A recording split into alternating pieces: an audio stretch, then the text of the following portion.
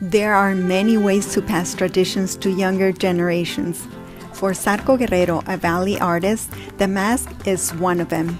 Guerrero was originally inspired by his father, who was a painter and lover of Mexican traditions and history. My first interest was in painting portraits. I eventually got into portrait sculpture, and I had an ideal of studying sculpture and doing sculpture of famous people as well as ordinary people. I just love the face and human expression. Guerrero spent 5 years in Mexico, where he originally had the idea of studying sculpture and painting, but fell in love with the mask. My first inspiration were Mexican masks, and specifically Yaqui Easter ceremonial masks, the Pascola mask, the deer dance. These were the first masks that I saw growing up here in Arizona, and that sparked my interest in investigating mask-making traditions in Mexico.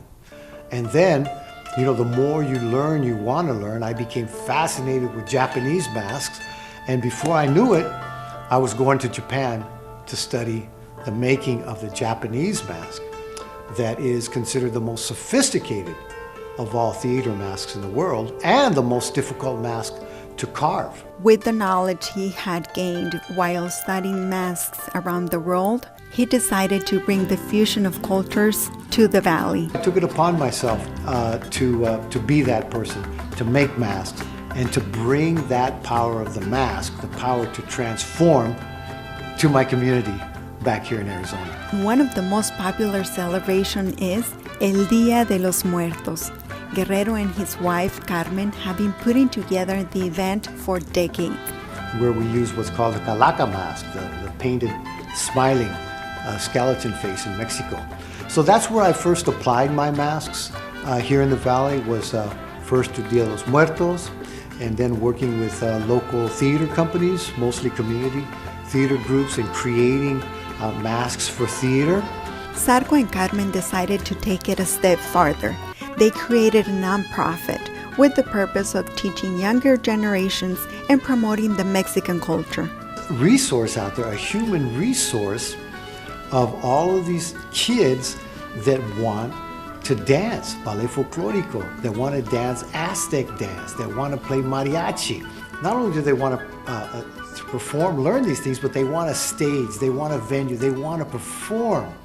So that, my job has become that as well, and to create a nonprofit organization, Culture Coalition, that my wife and I run this organization, and we get funding in order to pay our artists and in order to put on events, cultural events in the Valley.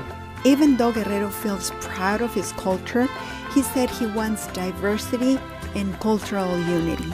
And I like to say that I'm fiercely proud of my culture and my heritage, Chicano, Mexicano, but I want to live in a world that's full of diverse cultures, that's full of diverse languages, cuisines, music, dance styles.